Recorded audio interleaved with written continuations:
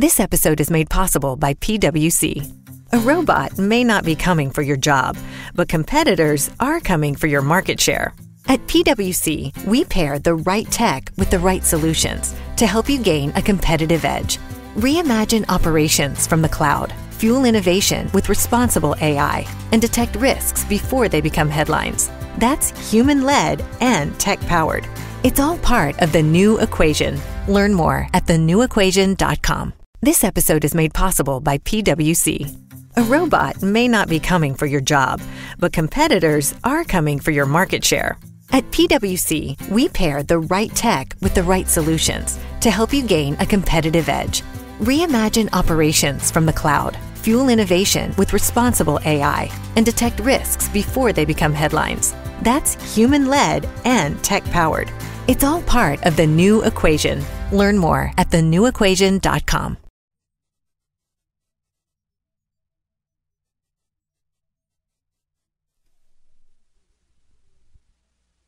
This episode is made possible by PwC. A robot may not be coming for your job, but competitors are coming for your market share.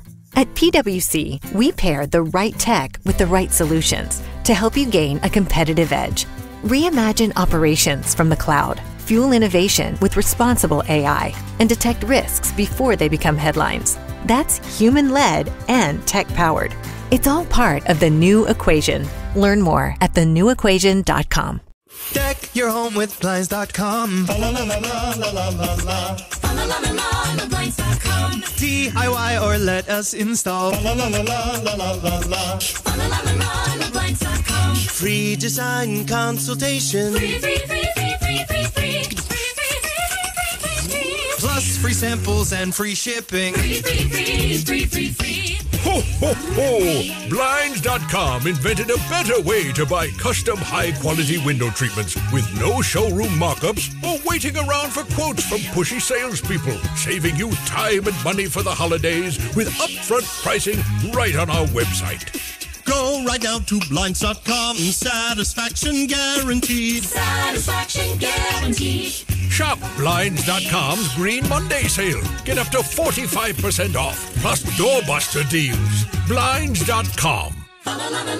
Blinds.com. Rules and restrictions may apply.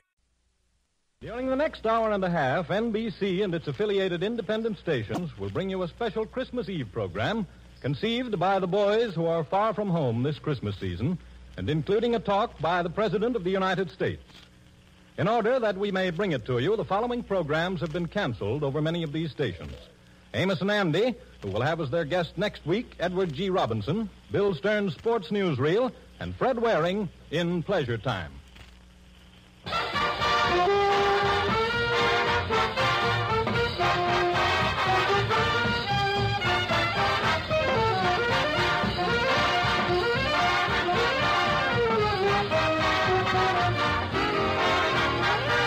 In Hollywood to conduct this worldwide tour are Lionel Barrymore, Bing Crosby, and Bob Hope.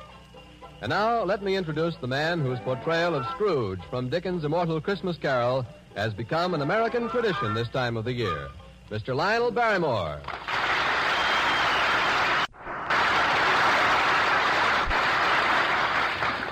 Well, this is Lionel Barrymore in Hollywood. And here it's Christmas Eve, the third our country's experienced in the war. But tonight, I'm not going to play the part of Scrooge.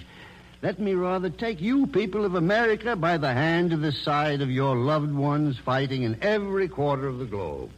Our president and commander-in-chief is with us, too.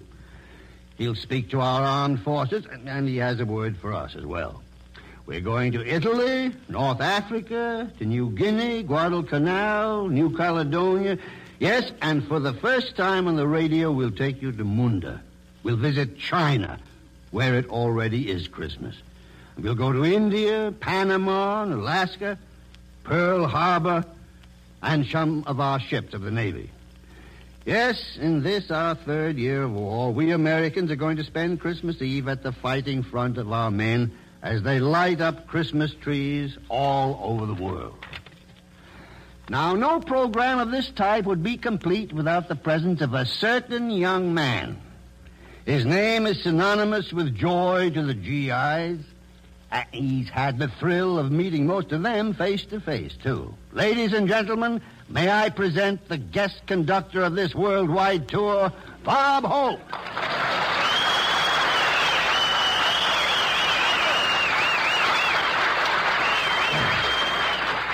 Thank you, relatives. How do you do, ladies and gentlemen? This is Bob Christmas Eve Hope, telling all you Americans to keep backing up our boys, and when Santa comes down from the ice and snow, he'll find us sticking together like Franklin, Winston, and Joe. Yes, sir. I'm very happy to be on this wonderful Christmas Eve show. Christmas is so exciting here. You should see the Christmas trees in Hollywood Boulevard tonight. They floated down from the Yukon last week. I don't mean to say that the snow has been that loose everywhere. I understand it's so cold in the Middle West that even the Republicans are waiting for the fireside chats.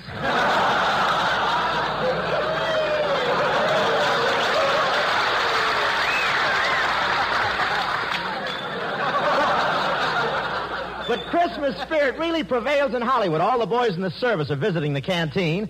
You know what the Hollywood canteen is? That's the only place in the world where a private is happier with 1 star in his arms than he would be with 4 on his shoulder.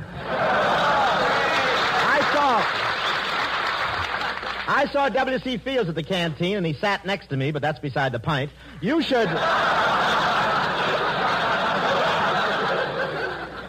see his nose now that they lifted the dim out. It's wonderful. But I love Christmas because that's the time of the year that all my relatives come over and sit around the tree. And to think that only a few years ago, most of them were sitting in it. And it sneaks up on you, doesn't it, huh?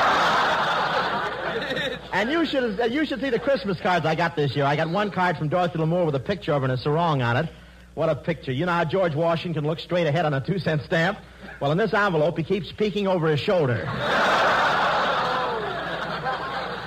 I got a lot of presents, but I received one present I heard ticking, so I threw it right into the bathtub, but I'm afraid I was a little hasty. Now I've got the only clock in the world where the cuckoo comes out every hour and blows bubbles. Crosby gave his kids Indian outfits with real feathers. I don't know where he got the feathers. All I know is that yesterday I saw a stork flying over Los Angeles in a bathrobe.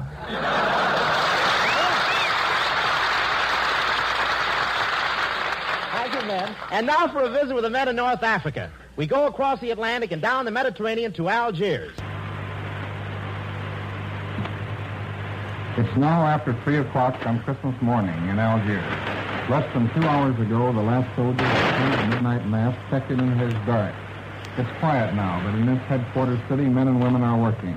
There are the truck drivers and railway engineers getting supplies up forward, the anti-aircraft gunners watching, the signal operators sending messages. In a few hours, another working day begins for everyone. But in spite of work and war, the generous spirit of Christmas is not forgotten. Hardly a barracks or company street is without its old-fashioned American Christmas tree, and hundreds of parties have been given by Army and Navy men for the children of North Africa. A typical one took place this afternoon at the Red Cross Club, where the men of the 12th Air Force Fighter Command entertained French war orphans. Here's one of the French-speaking Santas, Sergeant John Stewart of Sheffield, Alabama. Sergeant, did the youngsters enjoy themselves? You never saw 56 kids so happy and excited. They haven't had much in the past 2 years, and the Fighter Command has rather adopted them. We're going to give them their Christmas dinner tomorrow. What happened at the party? Well, there was French and American carol singing, a Mickey Mouse movie, and we gave each boy and girl his own big shopping basket full of woolen clothes, toys, candy, nuts, and fruit. The men in the Fighter Command had contributed money and their rations, and even Christmas food from home. Thank you, Sergeant Stewart. We in Africa are with you at home in spirit tonight. If Bing Crosby is around, tell him to wrap up a Christmas carol and put it under a Christmas tree for us. We return you to America. Glad to oblige, boys. Major Eddie Dunstetter and the Army Air Forces Orchestra is here with us.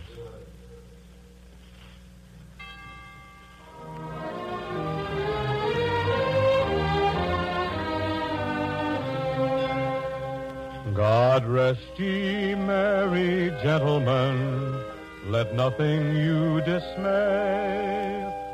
Remember Christ our Savior was born on Christmas Day to save us all from Satan's power when we were gone astray. Oh, tidings of comfort and joy, comfort and joy. Oh, tidings of comfort and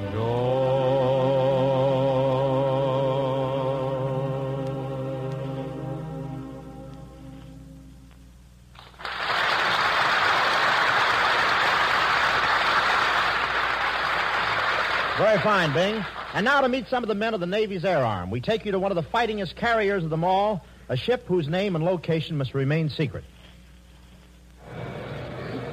Now we are speaking to you from one of the greatest fighting ships in the United States Navy, an aircraft carrier. This is a flat top. We are gathered here on the hangar deck this Christmas Eve, and a Christmas party is in full swing. That's the noise you hear in the background. But here's a Christmas party the likes of which you've never seen before. We're at one end of a tremendous room. In front of us in a cleared space is a gaily decorated Christmas tree glowing with lights of every color. Grouped about the tree, exchanging gifts, are members of the crew, and beyond the crew, one can see airplane after airplane. These men in this aircraft carrier have been in the thick of action ever since the war started. We'd like very much to tell you of their gallant war record, where they've been and what they've done, but that accounting must wait. Suffice to say, the enemy has felt the sting and blows of this floating airport time and time again. Well, now let's move over toward the Christmas tree and meet a few of the crew members. Good evening, sailor. What's your duty aboard ship? I'm a signalman. What's your actual duty? I stand by to receive signals that may change the course and speed of our ship. And how do you like spending Christmas Eve aboard an aircraft carrier? Well, naturally, I'd like to be spending it home with the folks, but I think I have a mighty important job to do here. Good for you, lad. Now, here's a bosun mate second class. What's your battle station, sailor? Sky forward. And where's that? The control station in the forward part of the ship. What do you do there? I help the guns get on target. And where do you hope to be next Christmas? Oh, wrapped around a big piece of lemon pie at home or on Liberty in Tokyo. Good for you. Here's another sailor. How many Christmas Eves have you spent aboard this carrier since war was declared? 4. Your fourth? That's right. Yes, but wait a minute now. This is only the third Christmas since war was declared, isn't it? Yeah, but one Christmas we crossed the international date line, had 2 Christmases 2 days in a row. Christmas 2 days in a row. You've had all sorts of Christmas celebrations. Are you looking forward to next Christmas? Sure am. I'm looking forward to be back in Tennessee. Boy, oh boy. I'll bet you'll be there, too. And now, men, may I have your attention, please? We are broadcasting a portion of our Christmas party all over the world. Would you like to shout your greetings to everyone listening in? Ah, that's grand. And now from this aircraft carrier to meet some of the boys in the Merchant Marine, we go to the Seamen's Church Institute.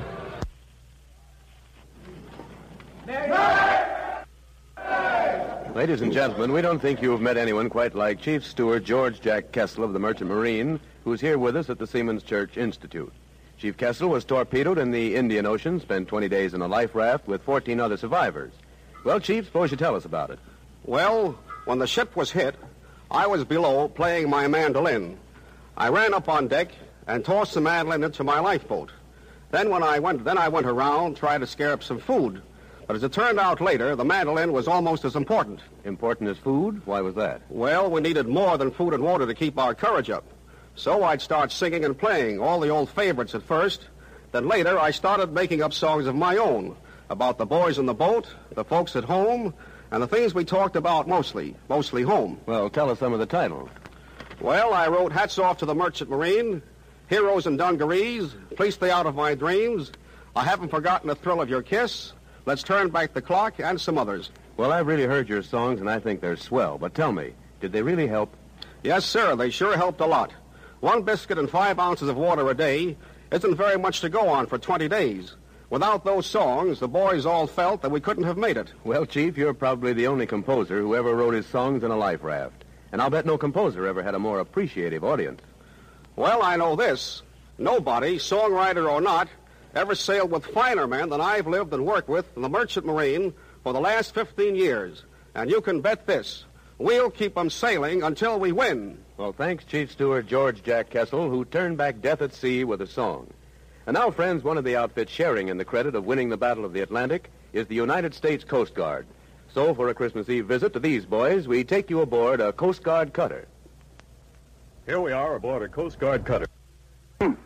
After taking a peek at his face, I'm willing to lay 6-5 he doesn't even make the arch.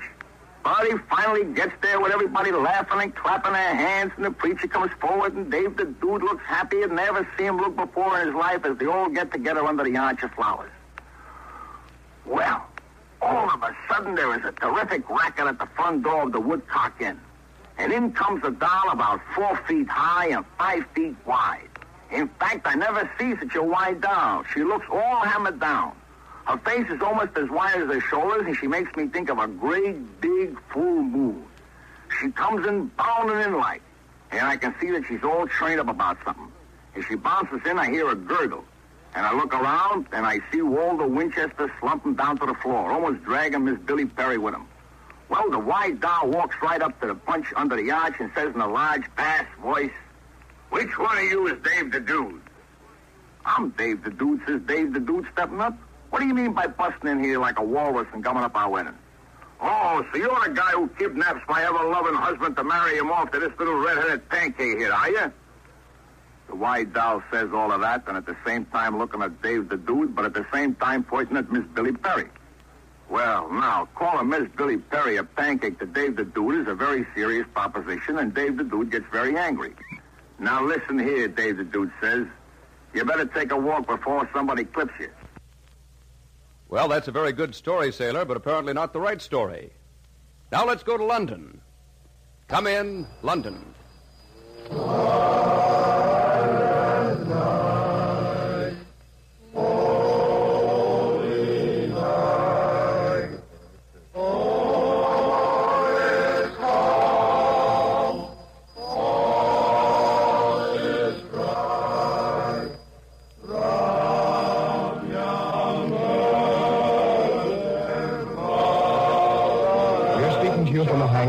Air Force Liberator Station somewhere in England.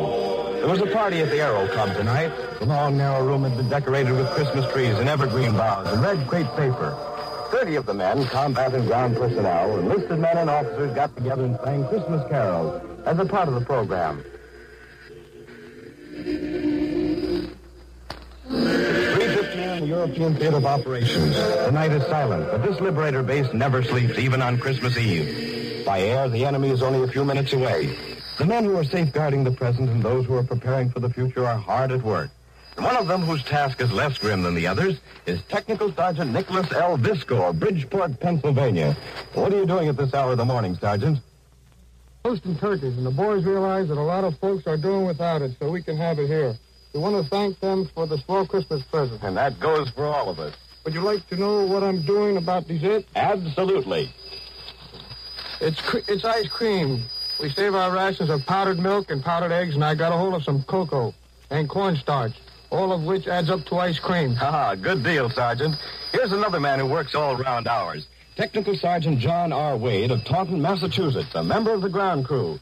Am I right about the hours, Sergeant? We're on 24-hour call, sir. Even on Christmas Eve? Even on a Christmas Eve. And that's why we brought our microphone to your workshop, to let you say Merry Christmas back home tonight. Merry Christmas, Mom, and everybody. And now, speaking for all the gunners in the European Theater, is Staff Sergeant John Galanis of Plymouth, Pennsylvania, who has been on 19 missions and wears the Distinguished Flying Cross and the Air Medal with 2 clusters.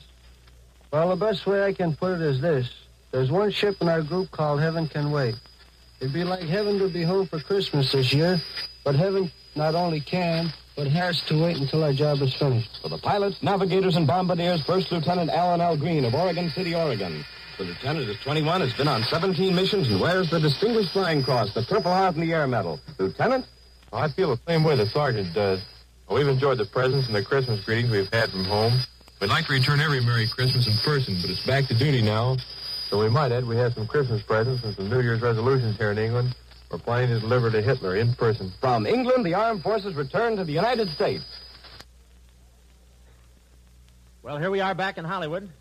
Now from America, where it's still Christmas Eve, we take you where it's already tomorrow, Christmas Day, to China. Come in, Chongqing, China. Tonight, all the Army men in Chongqing will be dancing at the Victory House as guests of General Xiong Jian. There's no snow in Cancun like we used to have back home in Kansas, but we're having about everything else a soldier overseas could have this Christmas. To all the boys in China, a very Merry Christmas and a fine New Year. Now from China, we'd like you to meet some of our buddies on duty in India. Over the Himalayas, we go from Cancun to New Delhi.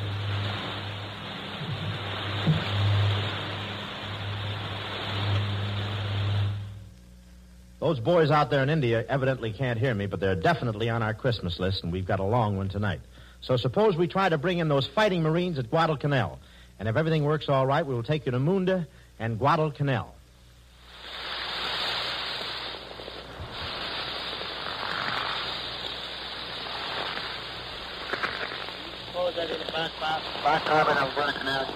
What's the matter with you, Frank? Well, I had to rush to my dinner so I could get here. You know how I feel, don't you? Yeah, me too. We had a dinner. We just had our Texas dinner. Seaman First Class Frank Rosen.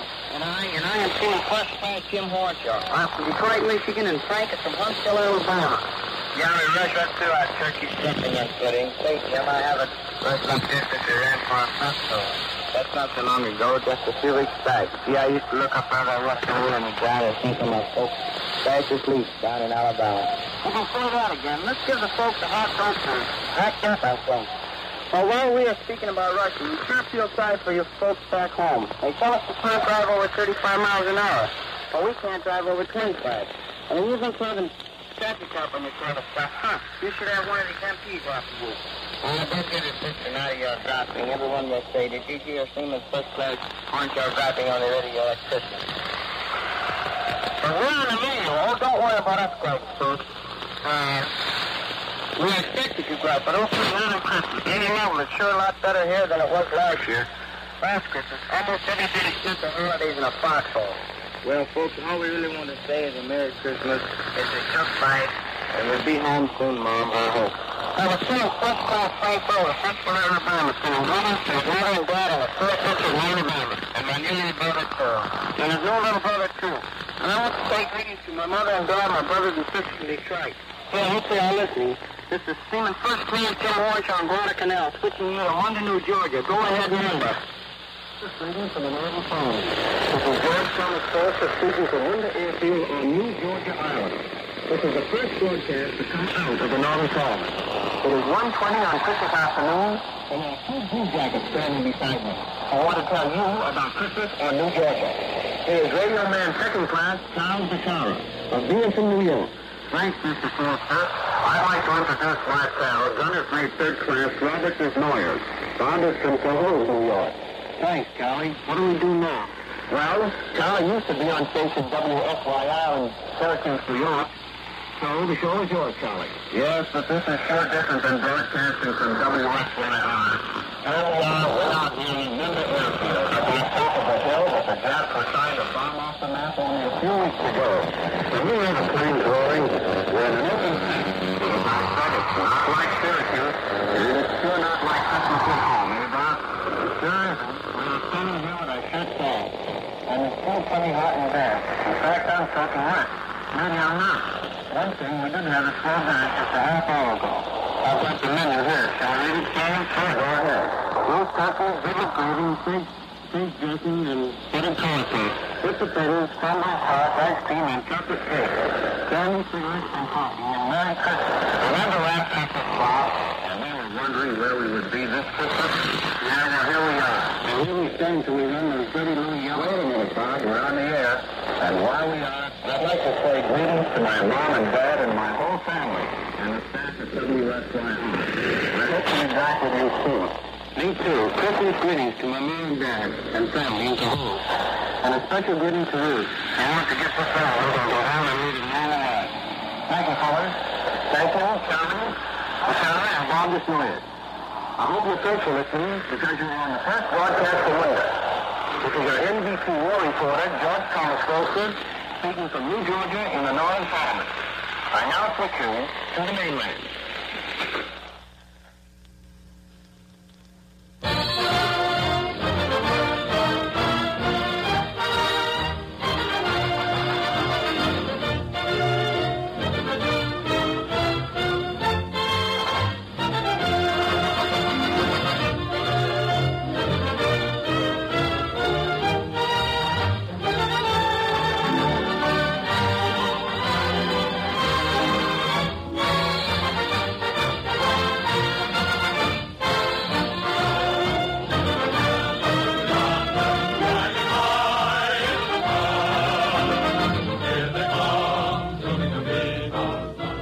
This is Christmas Eve at the Front, the Christmas program spontaneously suggested by American servicemen all over the world to show the folks at home how Christmas is being spent on the fronts of this global war.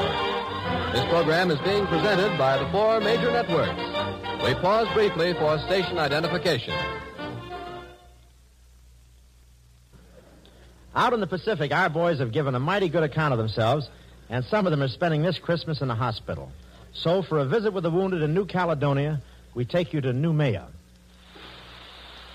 This is Noumea, New Caledonia. It's the afternoon of Christmas Day here, while you at home are getting ready for your Christmas. This program comes to you from the ward in an Army hospital. There are rows of white cots occupied by our boys who have been injured in battle. Let's listen to Miss Boyer, the day nurse, who's talking to one of the patients. How are you making out with that package? I can do it all right. I've got to learn to do things for myself. See? You should have allowed time how to untie a knot with my thumb and third finger. There, I've got it. Well, I'm supposed to take you in a jiffy, and what have we find? Golly, candy and fish cake, too. I knew you'd figure out how to get into that one. You know you've helped me a lot, Miss Berger. Everybody has. Just think, I get you sing now twice a week over the radio. Where'd you learn to sing, Charles? Back home. That's what I did before the war. My last job was in Baltimore. And when I get back to the States, the Army will fix me up with a new leg, and you don't need an arm to sing with. I'll get along fine when I get that leg. I know the word, Charles. So, Charlie, how about a song? Yes, give us White Christmas. Tom, get that guitar beside you, Dad, and we'll have a bit of music. Okay, if Charlie will sing. Sure, I'll sing, but I won't. I'll let you Christmas.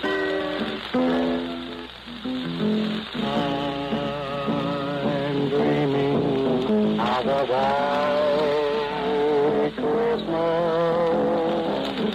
just like the ones I used to know, where the peacock.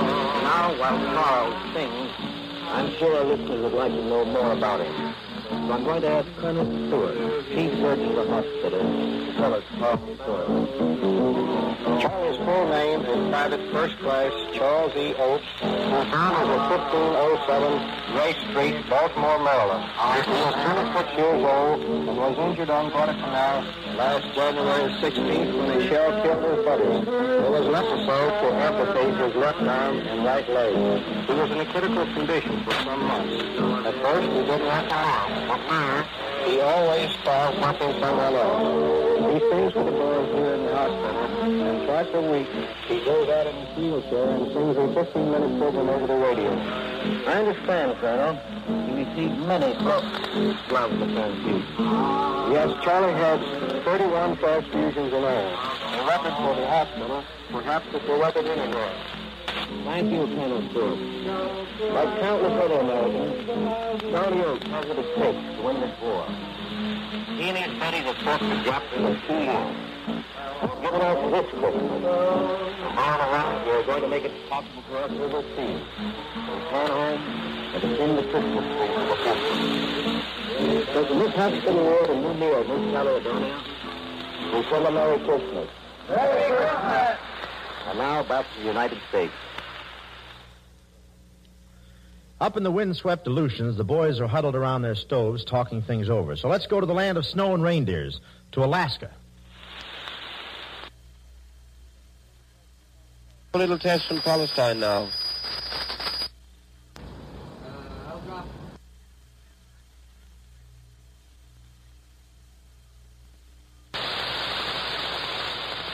Come in, Alaska.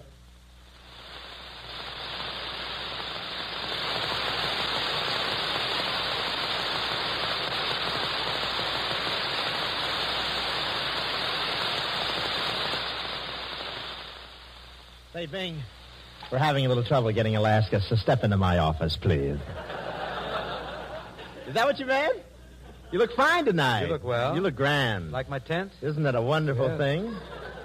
What button do you push to get KECA? What are you doing? That's the wrong network. We're on KFI. Sorry, John. Do you like this little suit I have on? Yes, looks something like an unmade bed. Look who's talking. Are those your pants or are you dancing with somebody? Bing, this is a little suit. It's a little suit I had made for me in Pittsburgh. Where were you at the time? I was...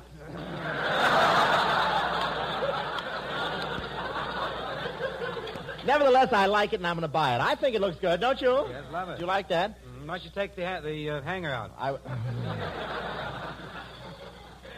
Say, listen, I must tell you one thing while we're waiting for Alaska to come in. Yes? Are you there, Alaska? While I was over in Africa, when the man puts his nose, that means we're right there. If he holds it, look out. Look, I want to tell you. Ernest Hemingway told me to thank you. He did? For what? While I was over in Africa, I met Hemingway, and he told me to thank you. Nice to hear. For what? Why Well, he saw your horses run, and he got the idea for whom the bell tolls. And I had a wonderful time over there. Is it true that your horses are the only ones that have racks for their canes? Is it true? Lies. All lies. Filthy lies. Filthy lies. Our horses haven't much speed, but they have lovely personalities, all of them. They're charming horses. They are. Yes. They're some of the finest horses in Dr. Townsend's club. I want to tell you that. Listen, another thing. Listen, Bing, I want to know one thing. Why were you late for rehearsal tonight? I couldn't get here any sooner. What do you mean you couldn't something get here? very serious happened on the way to the broadcast. I stopped at the stables to see my charges. You did? Is that right? I understand you have new stables down there by the Southern Pacific where the Super Chief goes by. That's right. The other day, the Super Chief went by and Bing lined all his horses up and said, "See, that's what I mean."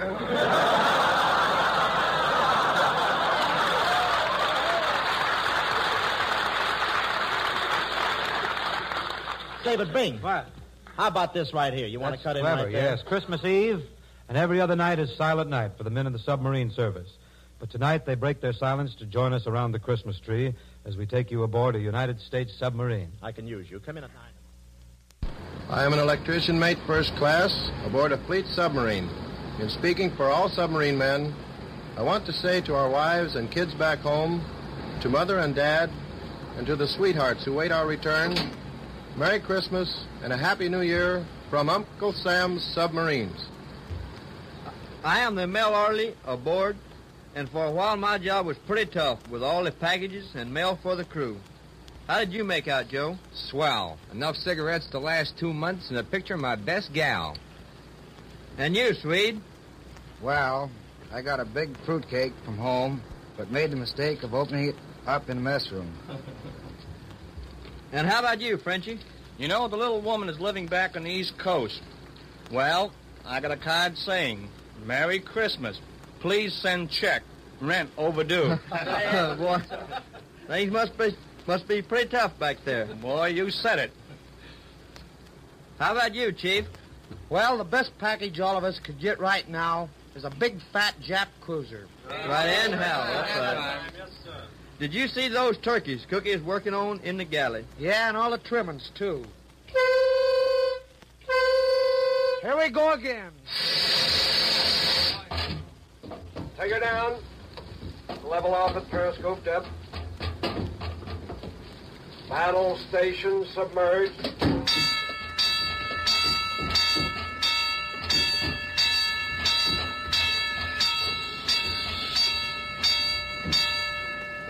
Hey, Doc, what'd you see up there? Boy, there's a big fat Jap cruiser dead ahead. We in the Navy are mighty proud of what our buddies in the Marines and the Army have been doing in the Southwest Pacific. So from this submarine, let us go across the Pacific to New Guinea. Come in, New Guinea.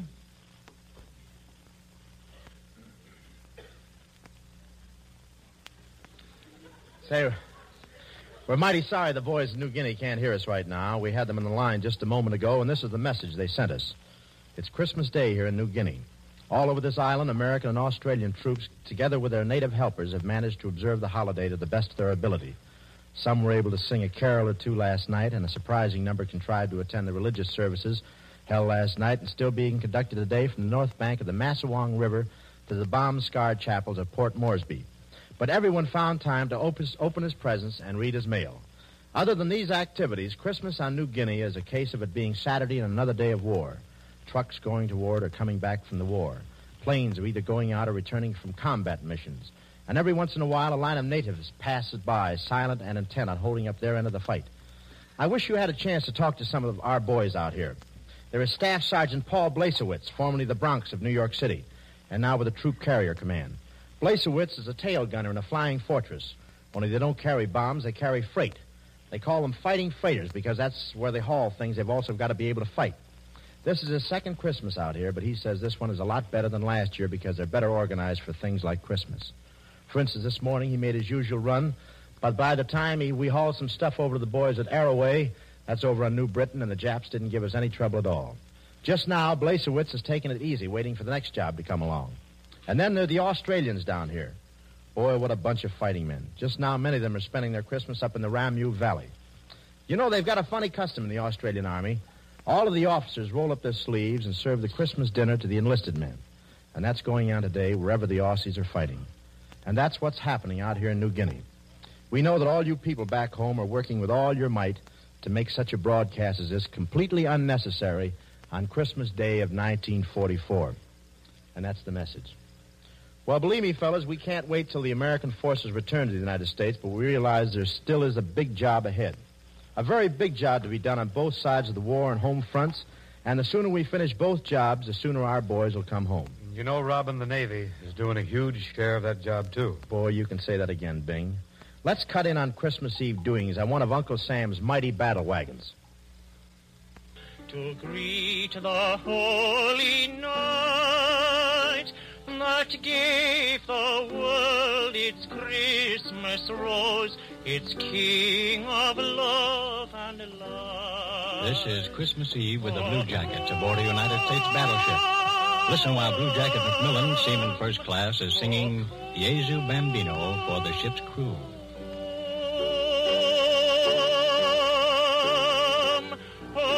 Come, let us adore him.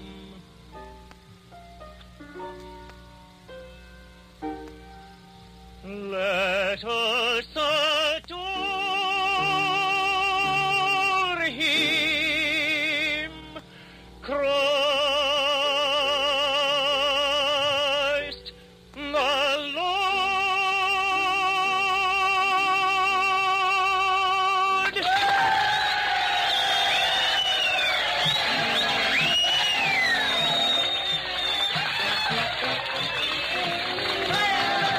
All this is taking place down in crew's quarters with the men gathered around their tree. It's a swell party that's been going on for some time, and there's lots more to come. Here's Chester William Smith, who has been emceeing the fun for the crew. Chet, are the boys having a good time? Yes, sir. Did the men get all their packages and mail from home? You bet. And all those packages and all that mail made it a great Christmas. Okay, fella.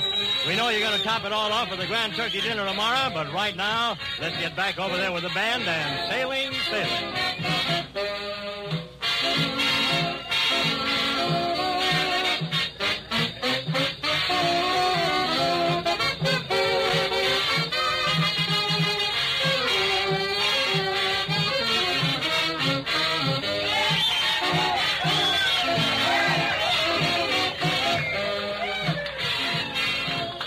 From this big battle wagon, we take you to the boys guarding our lifeline on the big ditch at Panama. This is Corporal Harvey Chester speaking from Panama. With me is Corporal Wesley Parsons, one of the men who carved out the jungle positions protecting the canal. What are the boys doing at your position tonight, Wes? 100% of them are thinking about Christmas back home. Well, so am I, but that's not all, I hope. No, as a matter of fact, the boys are having a Christmas dance right now. For the first time since we put in that position, there are some girls there. I'll bet that Christmas party is different from the ones back home. It sure is. Instead of snow on the ground, we have green grass. There's a warm breeze and the birds are singing. Well, how about Christmas services, Wes? There aren't enough chaplains to go to all positions, but we'll hear the midnight service over the radio. Turkey dinner tomorrow? You bet, with all the trimmings. I'm going to wish a Merry Christmas to my folks in Charleston, West Virginia, Wes. Where are yours? Detroit, Michigan. Merry Christmas. From the jungles of Panama, and with a Christmas greeting to all, we take you to Hawaii. This is Sergeant Merle Miller of the United States Army speaking from the Central Pacific area. Naturally, our thoughts turn toward home on this third Christmas Eve since Pearl Harbor, and all of us wish we could be with our families and friends. We're not exactly without friends, but no matter how well you get along with your buddies, they don't take the place of the folks you've left behind. If opening gifts and having a good dinner were all, Christmas overseas would leave little to be desired. But, of course, there's more to it than that. However, there's going to be plenty of turkey all around, and most of us already have received a generous stack of mail from home. Summing up our observation of the news from the home front, we wonder if victory couldn't be stepped up if there was less time spent on small-town politics, labor disputes, and ballyhoo. We're not kicking, we just wonder. Over here, where all work is considered essential war work, the activities of the civilian and military population are not too widely separated. We still have a 10 o'clock curfew and blackout and early closing hours in town. Taking everything into consideration, we're pretty well off. That was Sergeant Merle Miller, Bureau Chief of Yanks Pacific Edition. Standing by at a vantage point overlooking Pearl Harbor is Marine Private First Class Harry A. Jackson. This 19-year-old Marine from Pitchfork, Wyoming, was in the first wave that stormed the beaches of Tarawa in the Gilberts. Come in, Private Jackson. Since December 7th, 1941, when Christmas was all but totally blacked out, Pearl Harbor is slowly but surely being avenged. Coral Sea, Midway, Guadalcanal, Kiska, and Attu. And now the Gilberts. And after you've been through Tarawa, you begin to realize, maybe for the first time in your life, what Christmas is all about. It's a lot more important to you. And I don't mean just getting presents either. On Tarawa, you don't think a hell of a lot about Christmas. But on Christmas, you think a hell of a lot about Tarawa. Us fellas that are fighting out this way are backed by a vast civilian force of skilled workers at Pearl Harbor, whose job it is to keep us and our gear fit to fight. These Pearl Harbor workers are able to take time out this Christmas to celebrate the birth of him who promised peace on earth. But the pause this Christmas will be a brief one, because every fighting one of us is on the road that leads to Tokyo, and Tokyo knows we're on the way. From Pearl Harbor, where the stars and stripes still fly, and the Christmas tree lights are on again, it's a Merry Christmas to you all at home. 2,000 years ago, a star shone down over Bethlehem, and the angels heralded peace on earth, goodwill to men. Today there is no peace, and goodwill is shriveled in the flame and smoke of battle, in the hatred and greed of men. Today the star of Bethlehem shines down on gleaming bayonets, and the three wise men no longer roam the plains of Judea, bearing gifts and ointments. Today there are tanks bearing death and destruction, stalking the plains of the earth in search of human prey. And yet, the star still shines over Bethlehem, and there are still men of goodwill in every nook and corner of the earth, fighting and praying that peace may be restored to the world, that men may learn how to live with one another in peace and tranquility, that their children may walk in the majesty of the Lord, unafraid and unopposed. We take you now to Bethlehem, where the star and promise shine forth as they did 2,000 years ago. It's 4 a.m. here, so we're speaking to you from Christmas Day, after the traditional services at Bethlehem, which marked again the birth night of our Savior.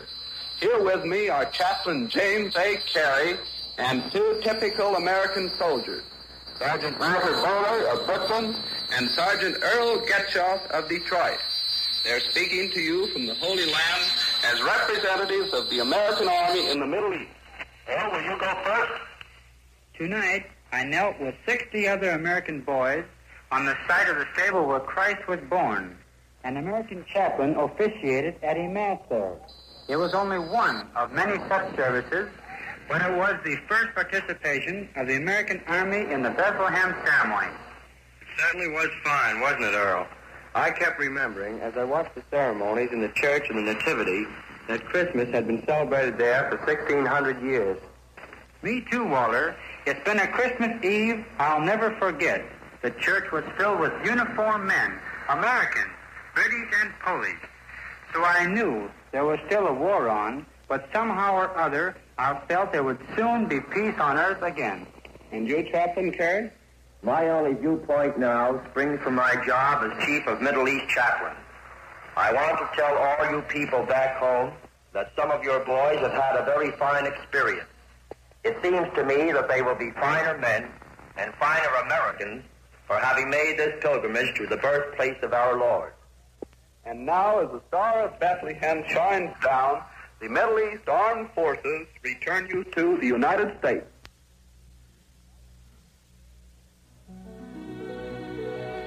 Oh, come, all ye faithful, joyful and triumphant. Oh, come ye to Bethlehem.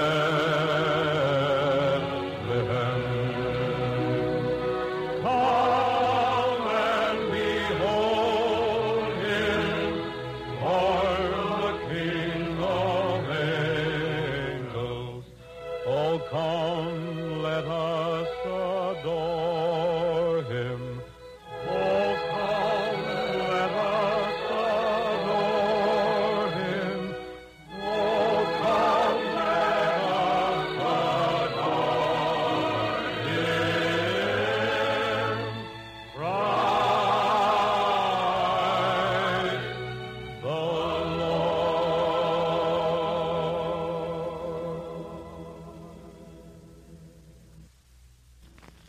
Earlier today, the President delivered an important address to many of our people stationed overseas and to those of us at home. In order that those who didn't hear his message may have an opportunity to hear it, we present a recording of that speech. Ladies and gentlemen, the President of the United States. My friends, I have recently returned from extensive journeyings in the region of the Mediterranean and as far as the borders of Russia. I have conferred with the leaders of Britain and Russia and China on military matters of the present, especially on plans for stepping up our successful attack on our enemies as quickly as possible and from many different points of the compass. On this Christmas Eve, there are over 10 million men in the armed forces of the United States alone. 1 year ago, 1,700,000 were serving overseas. Today, this figure has been more than doubled to 3,800,000 on duty overseas. And by next July 1st, that number overseas will rise to over 5 million men and women. That this is truly a world war was demonstrated to me when arrangements were being made with our overseas broadcasting agencies for the time for me to speak today to our soldiers and sailors and Marines and merchant seamen in every part of the world. In fixing the time for this broadcast, we took into consideration that at this moment here in the United States and in the Caribbean and on the northeast coast of South America, it is afternoon. In Alaska and in Hawaii and the mid-Pacific, it is still morning. In Iceland, in Great Britain, in North Africa, in Italy, in the Middle East, it is now evening.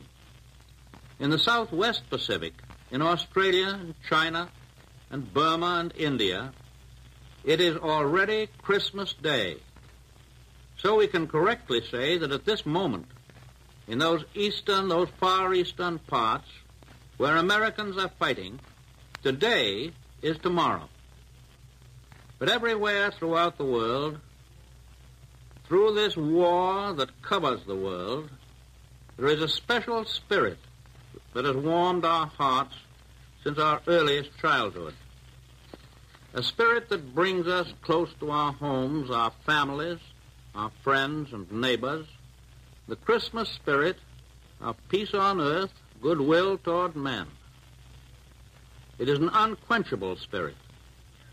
During the past years of international gangsterism and brutal aggression in Europe and in Asia, our Christmas celebrations have been darkened with apprehension for the future. We have said Merry Christmas and Happy New Year but we have known in our hearts that the clouds which have hung over our world have prevented us from saying it with full sincerity and conviction. But even this year, we still have much to face in the way of further suffering and sacrifice and personal tragedy. Our men who have been through the fierce battles in the Solomons and the Gilberts and Tunisia and Italy know from their own experience and knowledge of modern war that many bigger and costlier battles are still to be fought. But on Christmas Eve this year, I can say to you that at last we may look forward into the future with real, substantial confidence that however great the cost, peace on earth, goodwill toward men can be and will be realized and ensured. This year I can say that. Last year I could not do more than express a hope. Today I express a certainty, though the cost may be high and the time may be long. Within the past year, within the past few weeks, history has been made. And it is far better history for the whole human race than any that we've known or even dared to hope for in these tragic times through which we pass. A great beginning was made in the Moscow Conference last October by Mr. Molotov, Mr. Eden, and our own Mr. Howe. There and then the way was paved for the later meetings. At Cairo and Tehran, we devoted ourselves not only to military matters, we devoted ourselves also to consideration of the future, to plans for the kind of world which alone can justify all the sacrifices of this war. Of course, as you all know, Mr. Churchill and I have happily met many times before, and we know and understand each other very well.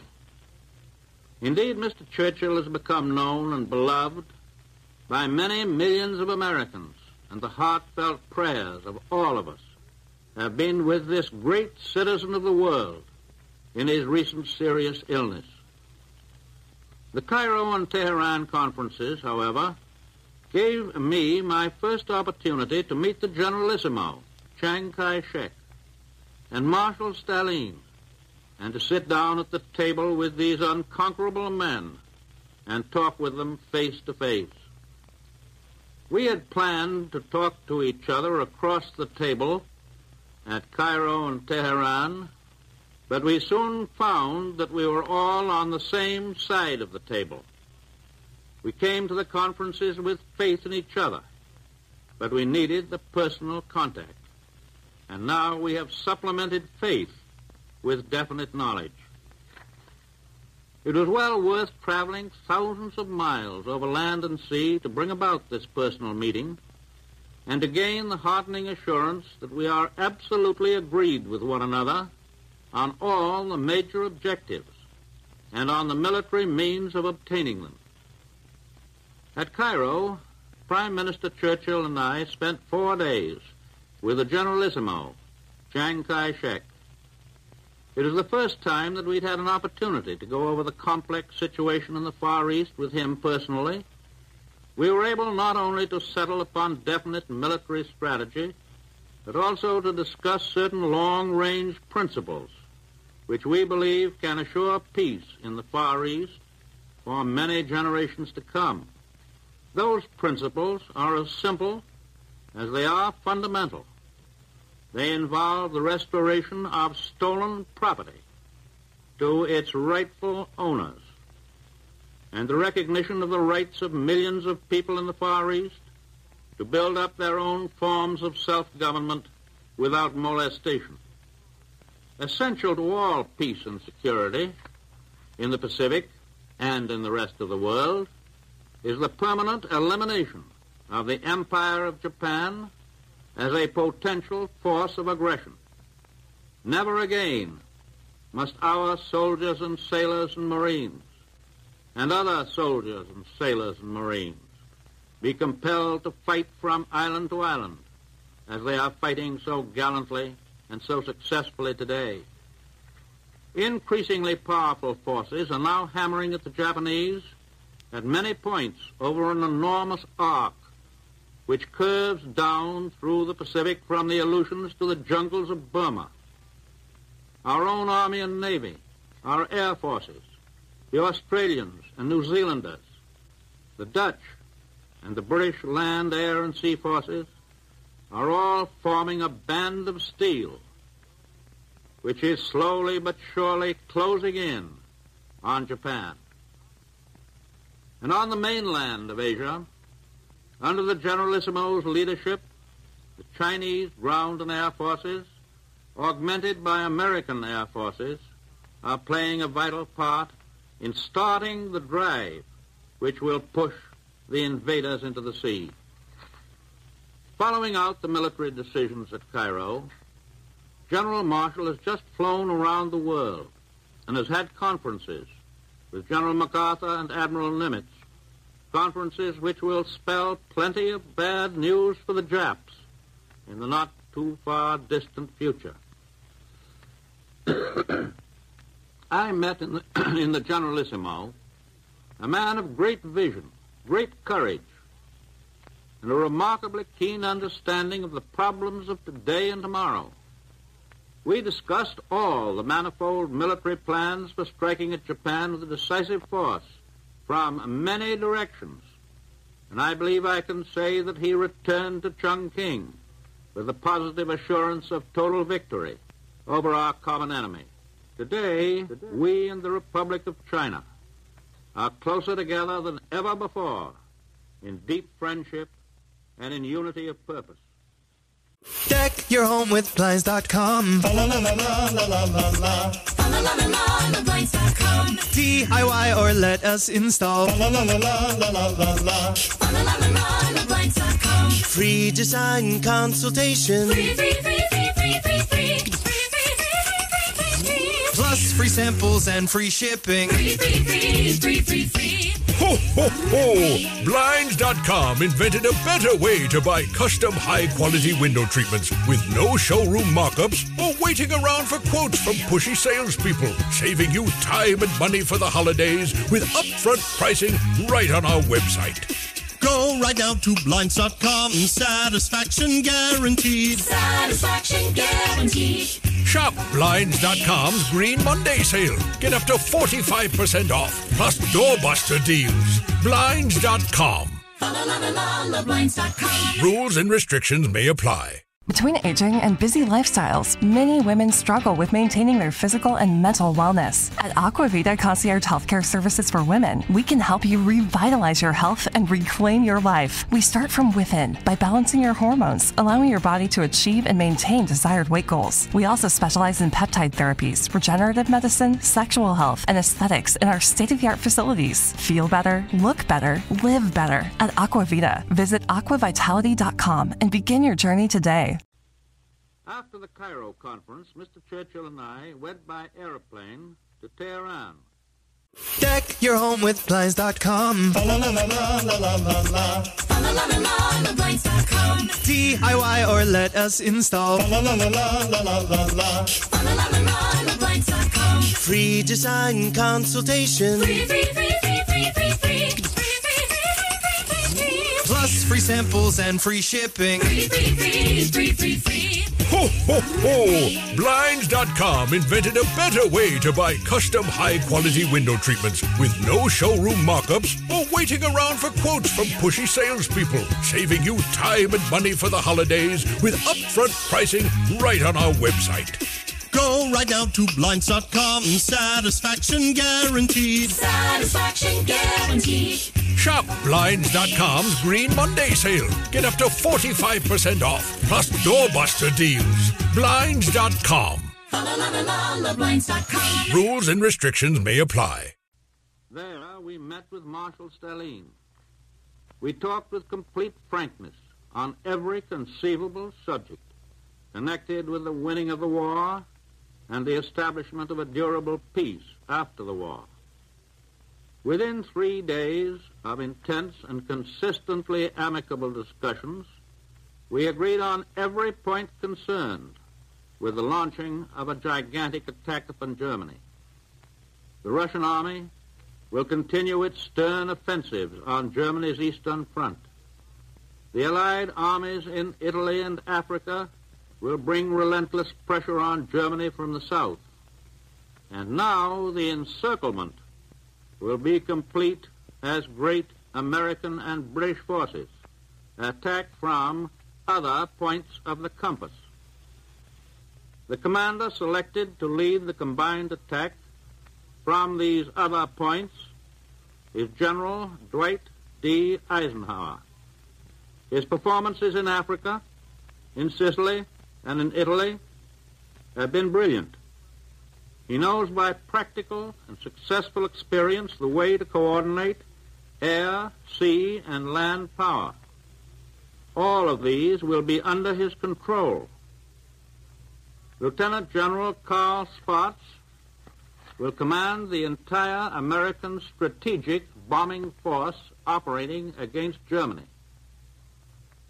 General Eisenhower gives up his command in the Mediterranean to a British officer whose name is being announced by Mr. Churchill. We now pledge that new commander that our powerful ground, sea, and air forces in the vital Mediterranean area will stand by his side until every objective in that bitter theater is attained. Both of these new commanders will have American and British subordinate commanders whose names will be announced to the world in a few days. During the last 2 days in Tehran, Marshal Stalin, Mr. Churchill, and I looked ahead to the days and months and years that will follow Germany's defeat. We were united in determination that Germany must be stripped of her military might and be given no opportunity within the foreseeable future to regain that might. The United Nations have no intention to enslave the German people. We wish them to have a normal chance to develop in peace as useful and respectable members of the European family. But we most certainly emphasize that word respectable, for we intend to rid them once and for all of Nazism and Prussian militarism and the fantastic and disastrous notion that they constitute the master race. We did discuss international relationships from the point of view of big, broad objectives rather than details. But on the basis of what we did discuss, I can say even today that I do not think any insoluble differences will arise among Russia, Great Britain, and the United States. In these conferences, we were concerned with basic principles which involve the security and the welfare and the standard of living of human beings in countries large and small. And somewhat ungrammatical colloquialism, I may say that I got along fine with Marshal Stalin. He is a man who combines a tremendous, relentless determination with a stalwart good humor. I believe he is truly representative of the heart and soul of Russia, and I believe that we are going to get along very well with him and the Russian people, very well indeed. Britain, Russia, China, and the United States and their allies represent more than 3/4 of the total population of the earth. As long as these four nations, with great military power, stick together in determination to keep the peace, there will be no possibility of an aggressor nation arising to start another world war. But those four powers must be united with and cooperate with the freedom-loving peoples of Europe and Asia and Africa and the Americas. the rights of every nation, large or small, must be respected and guarded as jealously as are the rights of every individual within our own republic. The doctrine that the strong shall dominate the weak is the doctrine of our enemies, and we reject it. But at the same time, we're agreed that if force is necessary to keep international peace, international force will be applied for as long as it may be necessary. It has been our steady policy, and it is certainly a common sense policy, that the right of each nation to freedom must be measured by the willingness of that nation to fight for freedom. And today we salute our unseen allies in occupied countries, the underground resistance groups, and the armies of liberation. They will provide potent forces against our enemies when the day of the counter-invasion comes.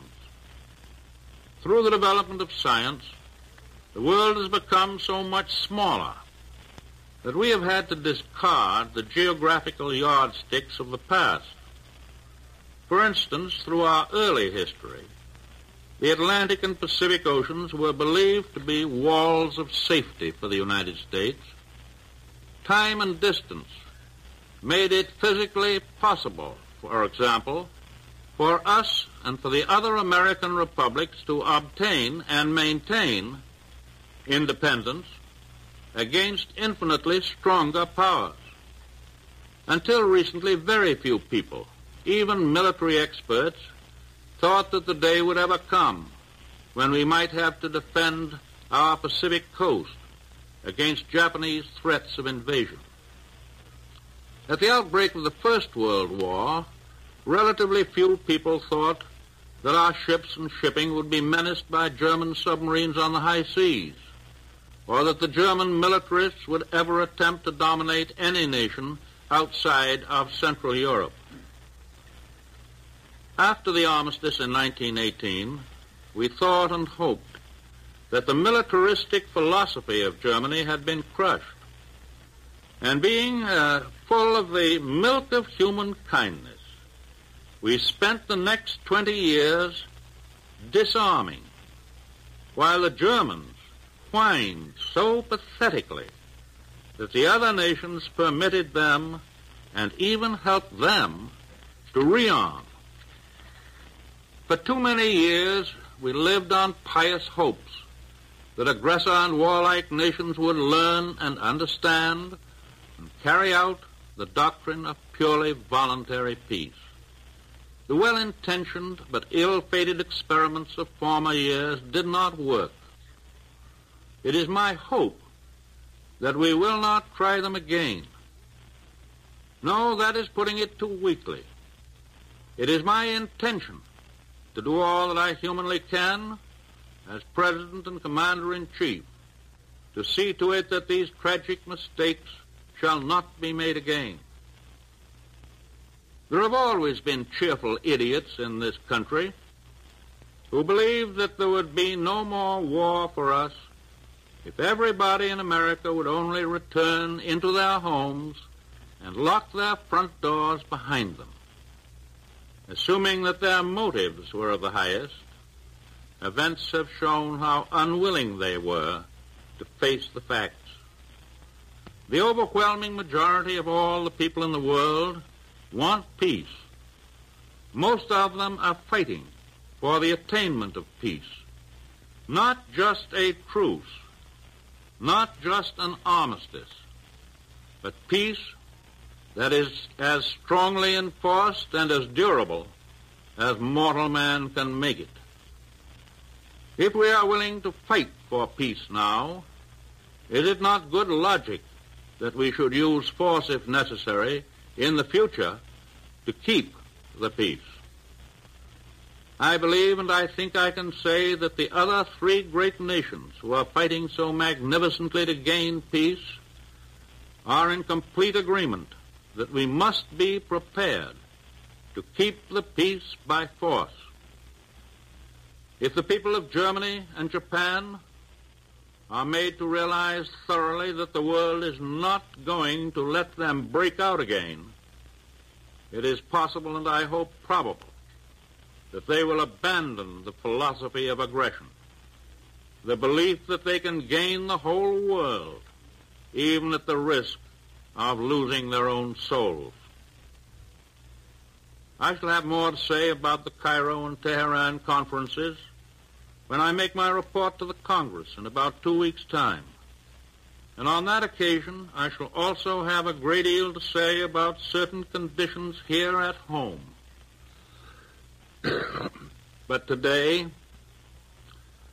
I wish to say that in all my travels, at home and abroad, it is the sight of our soldiers and sailors and their magnificent achievements which have given me the greatest inspiration and the greatest encouragement for the future.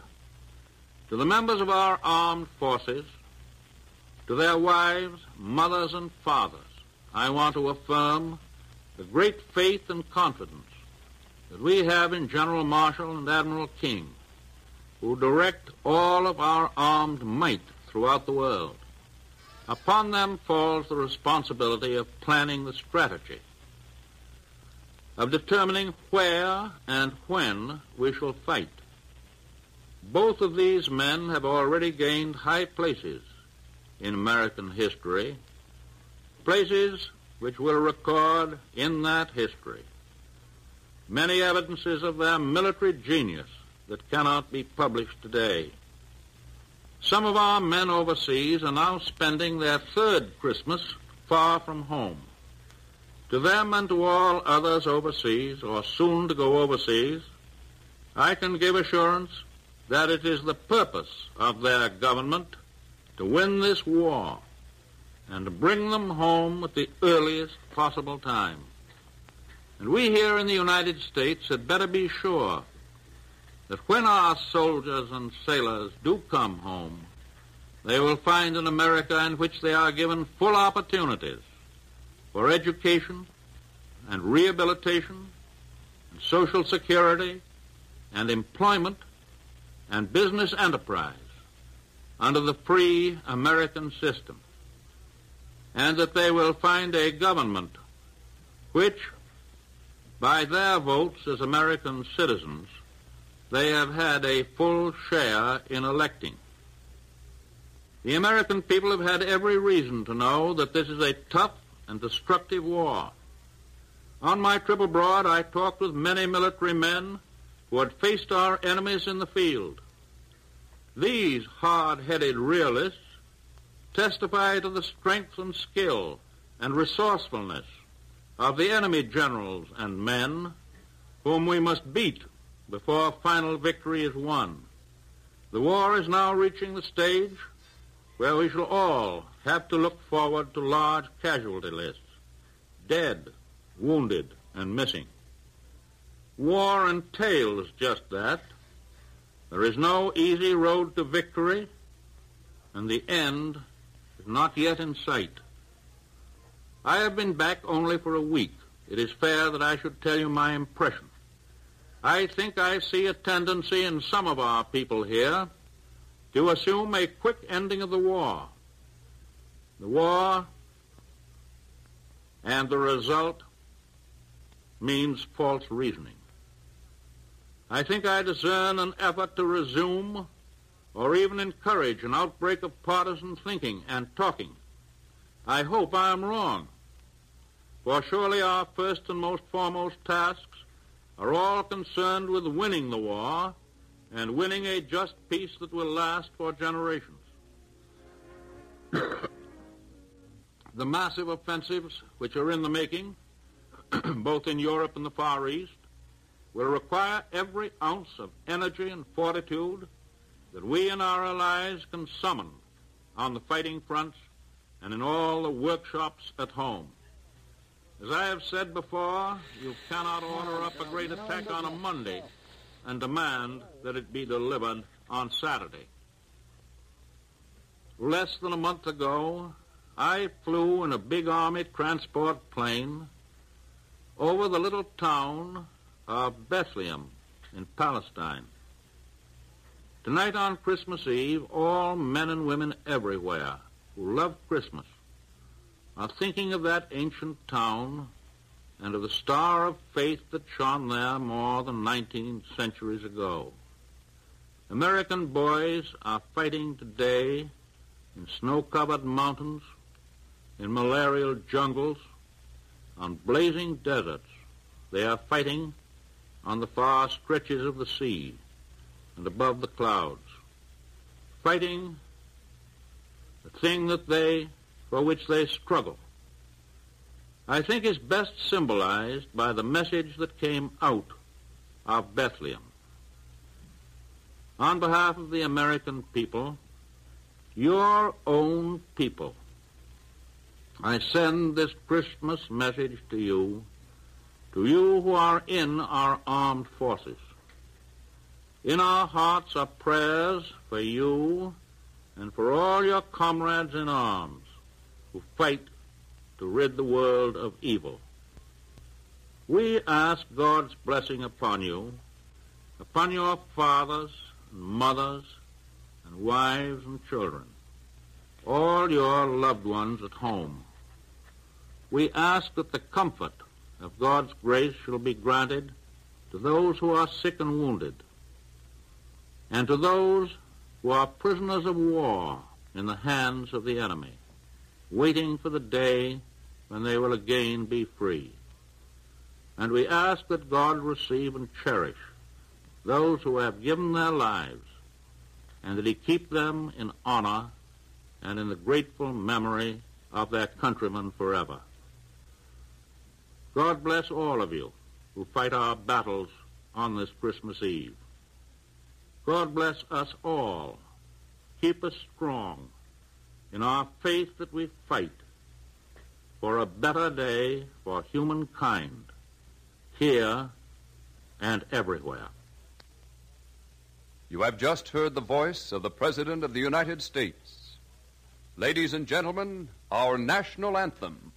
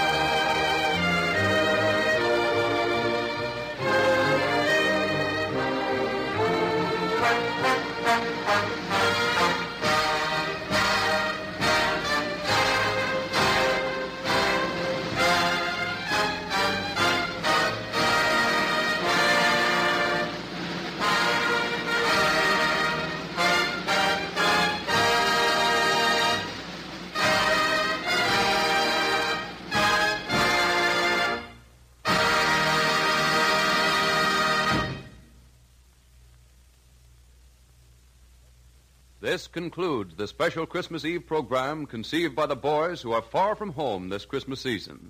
They wanted their loved ones to know how they were observing this day away from home.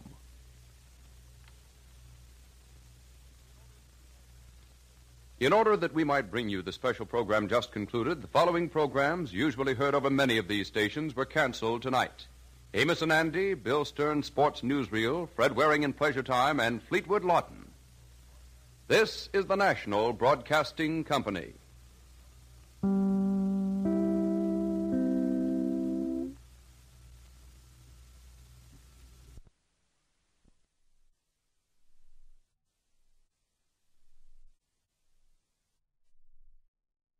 Between aging and busy lifestyles, many women struggle with maintaining their physical and mental wellness. At Aquavita Concierge Healthcare Services for Women, we can help you revitalize your health and reclaim your life. We start from within by balancing your hormones, allowing your body to achieve and maintain desired weight goals. We also specialize in peptide therapies, regenerative medicine, sexual health, and aesthetics in our state-of-the-art facilities. Feel better, look better, live better at Aquavita. Visit aquavitality.com and begin your journey today. It's a holiday story. It's a family story. It's a story of thousands of twinkling lights and countless memories. A story of crackling fireplaces and candlelight Christmas evenings, where the sounds of sleigh bells and carols echo all around. It's a story of peace and togetherness, of glittering ornaments, fragrant wreaths, and wide-eyed wonder. It's the enchanting story of a beloved tradition at America's largest home, with 250 magnificently decorated rooms, each with its own stories to tell. But all this can't begin to tell the full story of Christmas at Biltmore. Come walk in the footsteps of the Vanderbilt family and immerse yourself in a winter wonderland of endless holiday delights. Because as wondrous as the story of Christmas at Biltmore may be, it can never be complete without you. Plan your visit at Biltmore.com.